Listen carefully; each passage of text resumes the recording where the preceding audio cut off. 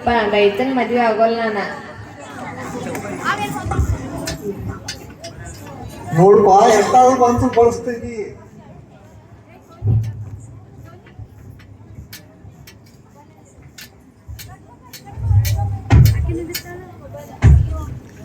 Teacher ನಮಸ್ಕಾರ ರೀ. ನಾನು ನನ್ನ ಮಗಳ ಮದುವೆ ಮಾಡಿ ಹೌದ್ರಿ ನಿಮ್ಮ ಹತ್ರನೇ ಬಂದಿದ್ದೀರಿ. ಬರ್ರಿ ಬರ್ರಿ. ನಮ್ಮ ಮಗಳದ ಮದುವೆ ಮಾಡ್ಬೇಕಂತ ವಿಚಾರ ಮಾಡೀವ್ರಿ. ಹೌದ್ರಿ. ಹೊರ ಹೆಂಗಿರ್ಬೇಕಂದ್ರೆ ಡಾಕ್ಟರ್ ಇರ್ಬೇಕು, ಹೊಲ ಇರ್ಬೇಕು, ಮನಿ ಇರ್ಬೇಕು, ಆಸ್ತಿ ಇದ್ರೆ ಸರಿ ಅಂತ ಹೇಳಿ ನಿಮ್ಗೆ ಪ್ರೈವೇಟ್ ಕೊಟ್ಟು ಹೋಗ್ಬೇಕಂತ ಬಂದಿದ್ದೀವಿ. ಹೌದ್ರಿ. ಖರೆ ನಾ ಏನು ಬ್ರೋಕರ್ಗೆ ಕೆಲಸ ಮಾಡಂಗಿಲ್ರಿ. ಆದ್ರೆ ಮಾತ್ರ ಯಾರು ಬಂದಿರ್ತಾರಲ್ಲ ಅವ್ರ ಹತ್ರ ವಿಚಾರ ತಿಳಿಸ್ಬೇಕಂತ ಹೇಳಿ ಬಂದಿದ್ದೀವಿ. ಧನ್ಯವಾದ ರೀ. ಕೊಟ್ಟು ಹೋಗಿರ್ರಿ. ಏನ್ ನಿಮ್ದು ಇದು ಆಶೆಗಳು ಭಾಳ ಅದಾವ. ನೋಡೋಣ ಸಿಗ್ತಾನೆ ಡಾಕ್ಟ್ರ. ಅದು ಫಾರಿನ್ದಾಗ ಇರುವಂತ ಡಾಕ್ಟರ್ ಬೇಕಂತ್ರಿ ಇವ್ರಿಗೆ. ಇವ್ರ ಹಳೆಯ ಅದಕ್ಕೆ ಎಲ್ಲಾರು ಸಿಗ್ತಾನೆ ನೋಡೋಣ್ರಿ. ಇಟ್ಕೋತೇನ್ರಿ ಬಂದ ನನ್ನ ಅಂತೆಗ ನೋಡ್ರಿ. ನಮ್ಮ ಈ ಪಂಚಕಲ್ಯಾಣ ಮಹೋತ್ಸವದೊಳಗೆ ಎಲ್ಲ ಇವ್ರೇನದಲ್ಲ ಅಕ್ಕಗೊಳ್ರಿ ಅಷ್ಟಕುಮಾರಿಕಗಳು ಮನ್ ಇವ್ರ ಹಿಂದೆ ಚರ್ಚೆ ಮಾಡಕತ್ತೀರಿ. ಇಲ್ಲಿ ಕೂತ್ರಿ ಟೈಮ್ ಸಿಗ್ತೈತ್ರಲ್ಲ ಇವ್ರಿಗೆ. ಅವಾಗ ಚರ್ಚೆ ಮಾಡತ್ತೀರ ತಮಗ್ ಗಂಟುಗಳು ಎಂತವ್ರು ಬೇಕಂತ ಹೇಳಿ ಇದ್ರ ಸಂಗಟ ಇಲ್ಲಿ ಧರ್ಮದ ಕೆಲಸ ಮಾಡ್ಕೋತ ಹೆಂಗ್ ಧರ್ಮದ ಕೆಲಸ ಮಾಡ್ಕೋತ ಸಂಸಾರದಾಗ ಹೋಗಬೇಕಲ್ಲ. ಅದಕ್ಕೆ ಅವ್ರಿಗೆ ಎಂತ ಗಂಡ ಬೇಕಂತ ಹೇಳಿ ಚರ್ಚೆ ಮಾಡಕತ್ತೀರ್ರಿ. ನೋಡೋಣ್ರಿ ಅವ್ರಿಗೆ ಎಂತ ಗಂಡ ಬೇಕಂತ ಹೇಳಿ ಬರಕ್ಕ ಇಲ್ಲಿ.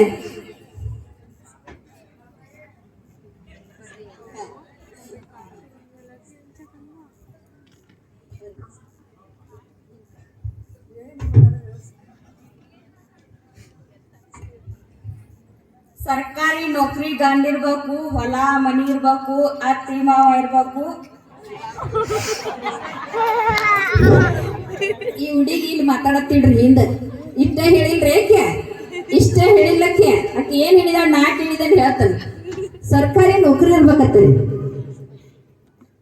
ಈಕಿ ಗಂಡ ಸರ್ಕಾರಿ ನೌಕರಿಯಾಗ ಇರ್ಬೇಕತ್ತರಿ.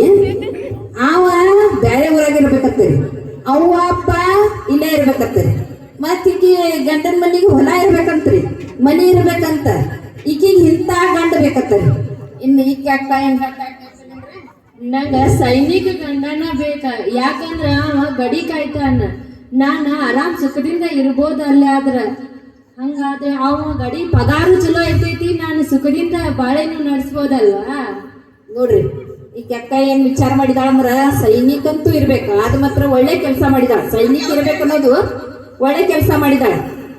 ಅವ್ರ ಮದುವೆ ಆಗ್ತೇನೆ ಅನ್ನೋದು ಇದು ಒಂದು ಚಪ್ಪಾಳೆ ಹೊಡೆಯುವಂತ ಕಾಯಕಲ್ಲ. ಆದ್ರ ಹೆಂಗ ಈಕಿ ಯಾಕೆ ವಿಚಾರ ಮಾಡಿದಾಳಂದ್ರ ಪಗಾರ ಭಾಳ ಐತರಲ್ಲ. ನಾ ಇಲ್ಲಿ ಕೂತು ಚೈನಿ ಮಾಡಬೇಕು, ಅವ್ ಗಂಡ ಅಲ್ಲೇ ಗಡಿ ಒಳಗ ಇರ್ಬೇಕು ಅಂತ ಈಕಿ ವಿಚಾರ ಐತ್ರಿ. ಇಲ್ಲವ ಕಕ್ಕ ನೋಡ್ರಿ ಏನ್ ಹೇಳ್ತಾ ಕೇಳ್ರಿ. ನನ್ನ ಗಂಡ ವಿಮಾನದಾಗ ಬಂದಿಳ್ಬೇಕ ಅಂತ ಮದ್ವೆ ಆಗ್ತೇನ. ಈಕಿ ಗಂಡ ಸೊಯ್ಯ ಮ್ಯಾಗಿನ ಪಕ್ಕತ್ತ ಕೆಳಗ ಜಿಗಿಬೇಕತ್ತ. ಕೆಳಗಂದ್ರ ನೀರಾಗಲ್ರಿ. ಮತ್ತ ಆರಾಮಾಗಿ ವಿಮಾನದಿಂದ ತಳಗ ಬಂದ್ ಇಳಿಬೇಕಂತ. ವಿಮಾನದಾಗ ಅಡ್ಡಾಡೋ ಆಸೆ ಐತ್ರಿ ಈ ಮಗಳಿಗೆ. ಆಕಿಗೆ ಅಂತ ಗಂಡನ ಬೇಕಂತ್ರಿ. ನಾರ ಕಪ್ಪ ಮಸೀನ ತೊಳೆಯೋದಾತ. ನನ್ನ ಗಂಡ ಸಾಲಿ ಕಲೀಲಿಲ್ಲ, ನಾನು ಸಾಲಿ ಕಲೀಲಿಲ್ಲ. ಆದರ ನನ್ನ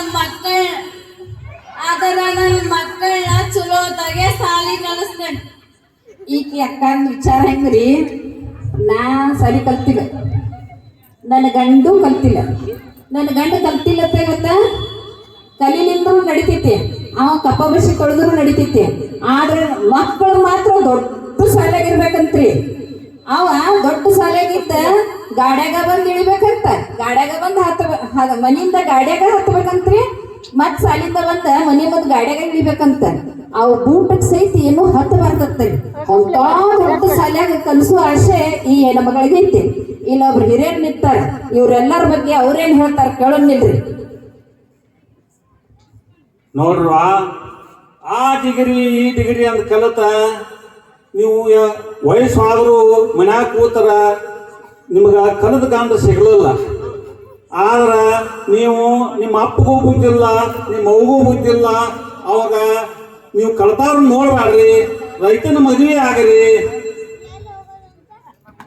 ಈಗೇನ್ ಹೇಳ್ರಿಲ್ಲ ರೈತರನ್ನ ಮದುವೆ ಆಗತ್ತೇನೆ.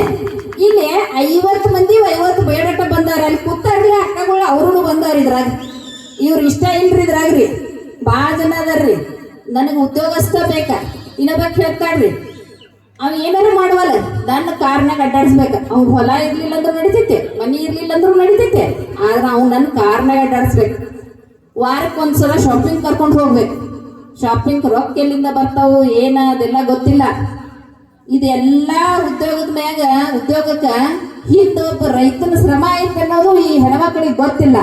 ಆದ್ರ ಒಂದ ಗೌಡ್ರಂತೆ ಕೊಂಟೇನ್ರಿ ನಾ ಈಗ ಇವ್ರ ಪರಿಸ್ಥಿತಿ ಊರ ಪರಿಸ್ಥಿತಿ ಹೇಳಕ್ ಹೆಣ್ಮಕ್ಳಿಗೆ ಇಷ್ಟೆಲ್ಲ ಆಶಯಗಳದವ್ರಿ ಗೌಡ್ರ. ಆದ್ರ ನನಗೊಂದು ಅನ್ಮೋಲ್ ರತ್ನ ಸಿಕ್ತ್ರಿ ನಿಮ್ಮ ಊರಾಗ. ಅದೇನ್ ಹೇಳ್ತಂದ್ರ ಹುಡುಗಿ ಈಗೇನು ಗೋಳದ ಒಂದು ಹಾಡು ಹೇಳಿರ್ಲ, ಆ ಗೋಳು ಎಲ್ಲ ಇರುವಲ್ವಿ ಅಕ್ಕ. ಆ ಗೋಳು ಎಲ್ಲ ಇರುವಲ್ವಿ ಅಕ್ಕ.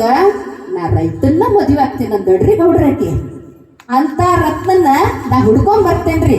ಆಕೆ ಒಂದು ಕಂಡೀಷನ್ ಯಾಕೆ ಹೇಳ್ರಿ ಗೌಡ್ರ, ಅದೇನಂತ ಕೇಳೈತ್ರಿ ನೀವು ಬರಕ್ಕ.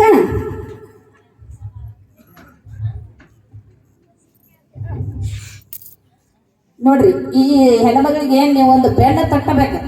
ಯಾಕಂತಂದ್ರ ಆಕೆ ಏನ್ ಹೇಳಿದಳಪ್ಪ ಅಂತಂದ್ರ ಈಗೇನ್ ಗೋಳ್ ಹೇಳ್ರು ಅದೆಲ್ಲ ಇಲ್ರಿ. ಅವ್ನು ಸಾಲ ಮಾಡಿಲ್ರಿ, ಸೂಲ ಮಾಡಿರ್ಲಿ, ಆಮೇಲೆ ಅವಂಗ ಬೆಳೆ ಬಂದು ನಾಶ ಆಗಿರ್ಲಿ, ನೆರೆ ಹಾವಳಿ ಬಂದು ಒಳಗ್ ಬಂದಿರ್ಲಿ ಉದ್ಯೋಗದೊಳಗ. ಆದ್ರೆ ನಾನು ರೈತನ ಮದುವೆ ಆಗ್ತೀನಿ, ಆದ್ರೆ ನಂದು ಕಂಡೀಷನ್ ಮಾತ್ರ ಗೌಡ್ರ ಮುಂದೆ ನಿವೇದನೆ ಮಾಡ್ತೀನಿ. ಅಂತ ಗಂಡನ ಹುಡುಕಿರ ನಾ ಇವತ್ತ ಮದುವೆ ಆಗ್ತೀನ್ರಿ ಅಂತ ಹೇಳಿದ್ರಿ ಹೆಣ್ಮಗಳ. ಅದ್ಭುತವಾದಂತ ಹೆಣ್ಮಗಳು ಮೇಡಮ್, ಇವರು ಅದ್ಭುತವಾದಂತ ಹೆಣ್ಮಗಳು. ಇಂಥ ಹೆಣ್ಮಗಳು ಒಂದು 1000ಕ್ಕೆ ಒಬ್ಬರು ಸಿಗ್ಲಿಕ್ಕೆ ಸಾಧ್ಯ ಇಲ್ಲ. ಅದನ್ನು ಕೇಳೋಣ್ರಿ. ಕೇಳೋಣ, ರೈತನು ನಾನು ಮದುವೆ ಆಗ್ತೇನೆ ಅಂತ ಮುಂದೆ ಬಂದಾಳಲ್ಲ, ಅದಕ್ಕೆ ಅವ್ರಿಗೆ ನಾವು ಜೋರಾಗಿ ಚಪ್ಪಾಳೆ ಹೊಡಿಬೇಕು. ಜೈ ಜಿನೇಂದ್ರ ಅಂಕಲ್. ನಾನೇನೋ ರೈತನ ಮದ್ವೆ ಆಗ್ತೀನಿ, ಆದ್ರೆ ನನ್ನ ಕಂಡೀಷನ್ ನೀವು ಸ್ಯಾಟಿಸ್ಫೈ ಮಾಡ್ಬೇಕಷ್ಟೇ. ಕಂಡೀಷನ್ ಇದಾವ? ಹೌದು ಅಂಕಲ್. ಯಾವ ಕಂಡೀಷನ್? ಅವ ಸುಳ್ಳು ಹೇಳ್ಬಾರ್ದ.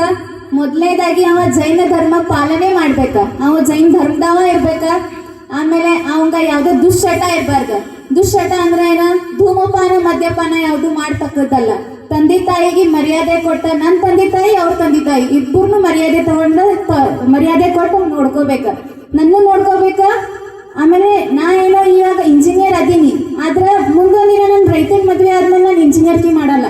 ನಾನು ನನ್ನ ಕೆಲ್ಸಕ್ಕೆ ರಾಜೀನಾಮೆ ಕೊಟ್ಟ ರೈತನ ಹೆಂಡತಿಯಾಗಿ ಒಕ್ಕಲ್ತನ ಮಾಡಕ್ಕೆ ನನಗೆ ಹೆಮ್ಮೆ ಐತಿ. ಸೊ ಈ ಎಲ್ಲ ಕಂಡೀಷನ್ನ ನೀವು ಪೂರೈಸ್ಬೇಕಂತ ಅಂತವನ್ನ ನೀವು ಗಂಡನ ತಲೆ ನಾನು ಇವತ್ತು ಮದುವೆ ಆಗ್ತೀನಿ. ರೆಡಿ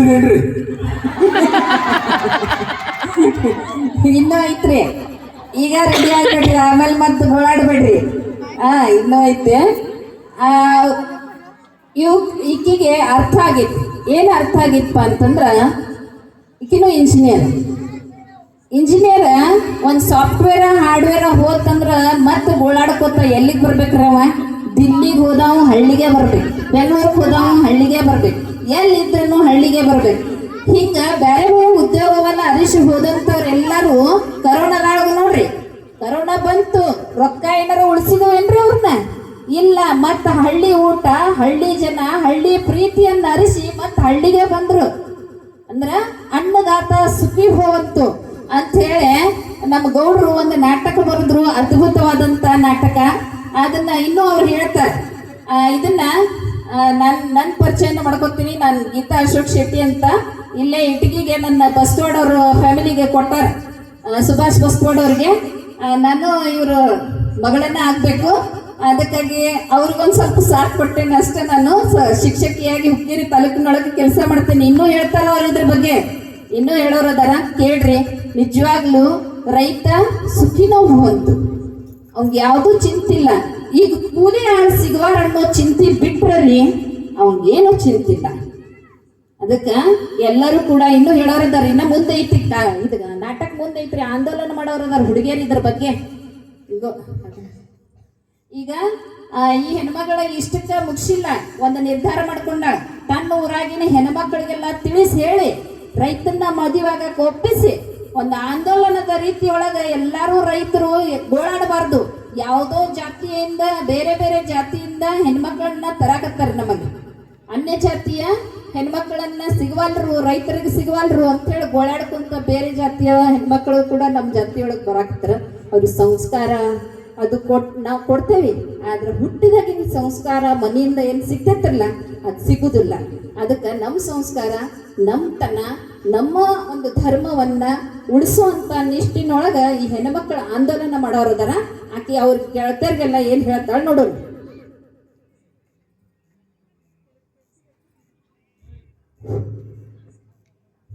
ನೀ ಯಾವ ಗಂಡಿನ ಮದ್ವೆ ಆಗ್ಬೇಕು ಅನ್ನಕತ್ತೀವ? ಎಷ್ಟ್ ದಿನ ನೌಕರಿ ಇರ್ತೈತಿ? 60 ವರ್ಷ ಆದ್ಮೇಲೆ ಏನ್ ಮಾಡ್ತೀರಿ? ಮನ್ಯಾಗ ಕುಂದಿರ್ತೀರಿ? ಅದ್ರಾಗ ಏನಾರ ಲಪಡ ಮಾಡಿದ ನಡ್ಕ ಬರ್ತಾನ.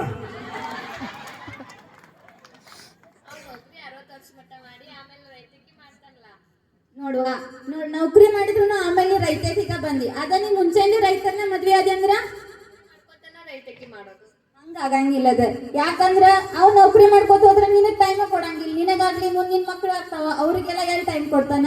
ನೀ ಒಬ್ಬಕ್ಕೆ ಮನ್ಯಾಗ ಎಷ್ಟಂತ ನೋಡ್ಕೊಂತಿ, ಹೌದಿಲ್ಲ? ಅದಕ್ಕಾಗಿ ನೀನು ನನ್ನ ಜೊತೆ ನಾ ಹೆಂಗ್ ನಿರ್ಧಾರ ಮಾಡ್ಕೊಂಡೇನಿ ಎಲ್ಲ ಅರ್ಥ ಮಾಡ್ಕೊಂಡ ಹಂಗ ನೀನು ರೈತನ ಮದ್ವೆ ಆಗಾಕ ಒಪ್ಕೋ. ರೈತನ ನಾನು ಮದ್ವೆ ಆಗ್ತೇನೆ. ಹೇಳುವ, ನೀ ಯಾರ ಮದ್ವೆ ಆಗ್ತಿ?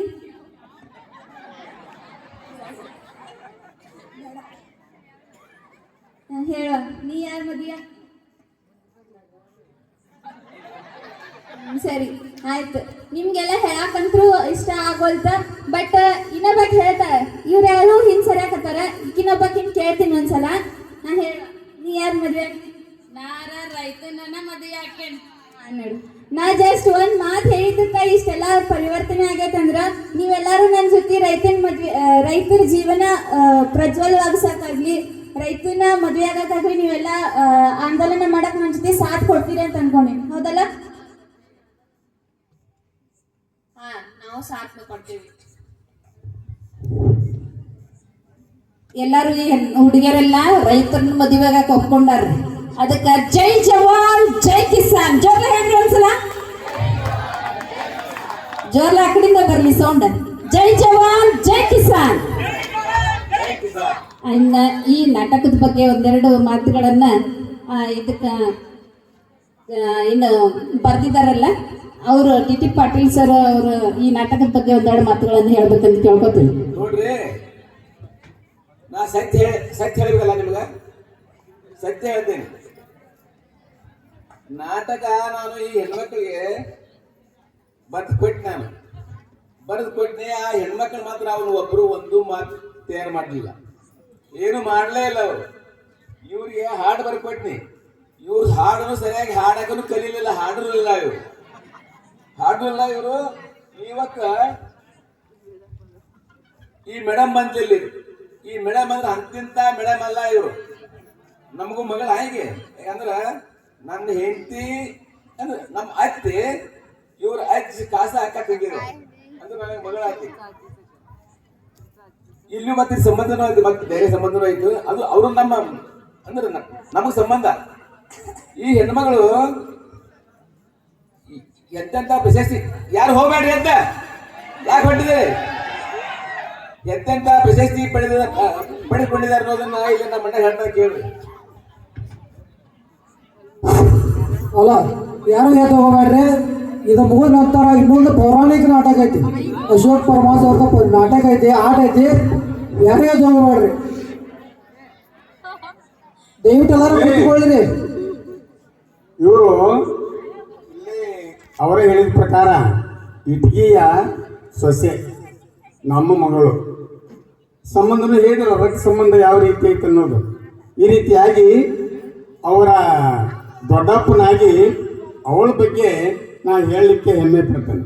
ಏನಪ್ಪ ಅಂತಂದರೆ, ಶ್ರೀಮತಿ ಗೀತಾ ಸೌಭಾಗ್ಯವತಿ ಗೀತಾ ಸುಭಾಷ್ ಬಸ್ವಾಡ್ ಇವರು ಶಿಕ್ಷಕಿಯರಾಗಿ ಸರ್ಕಾರಿ ಹಿರಿಯ ಪ್ರಾಥಮಿಕ ಕನ್ನಡ ಹೆಣ್ಣು ಮಕ್ಕಳ ಶಾಲೆ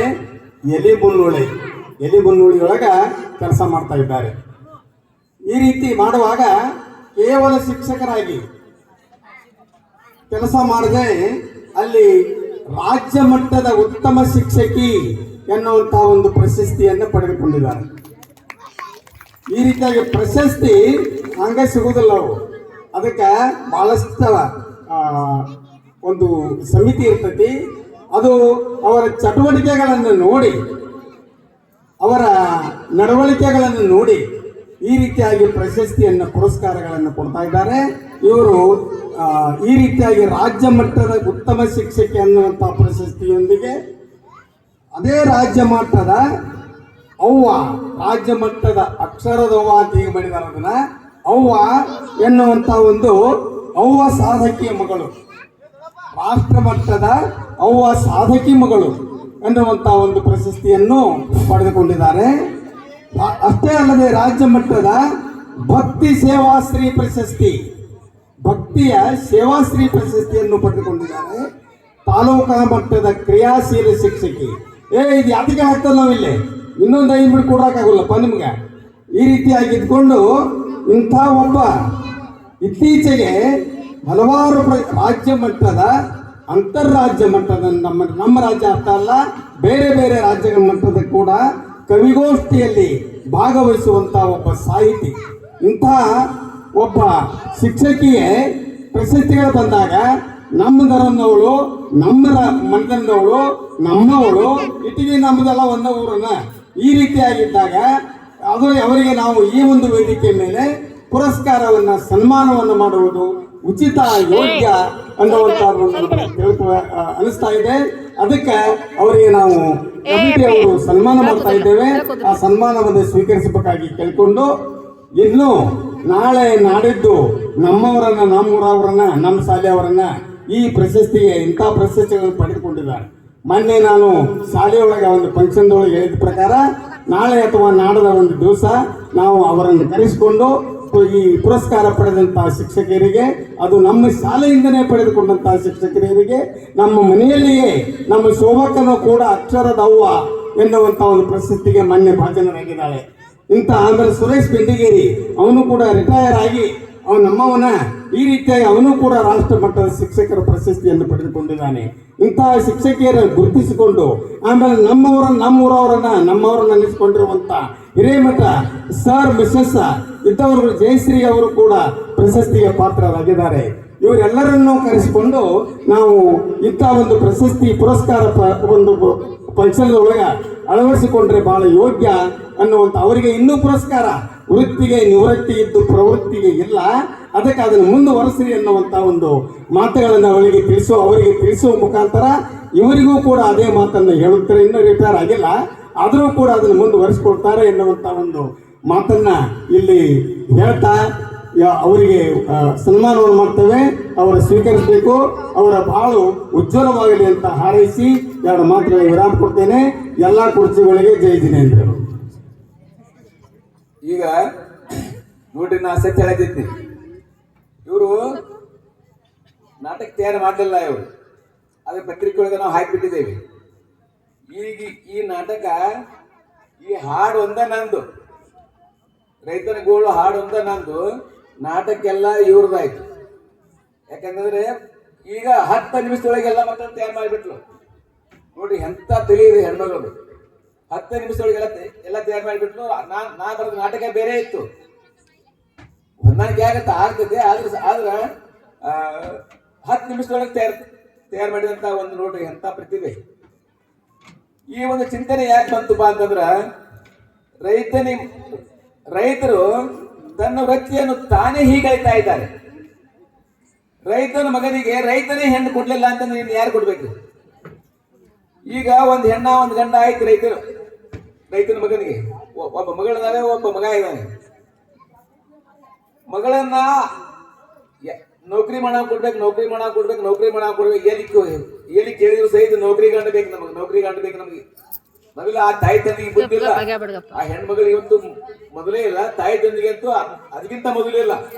ಈ ರೀತಿ ಮಾತಾಡಿ ಈಗ ಎಷ್ಟೊಂದು ಹಬ್ಬಿಟ್ಟಂದ್ರ ಇದೊಂದು ದೊಡ್ಡ ರೋಗ ಹಬ್ಬಿಡ್ತು.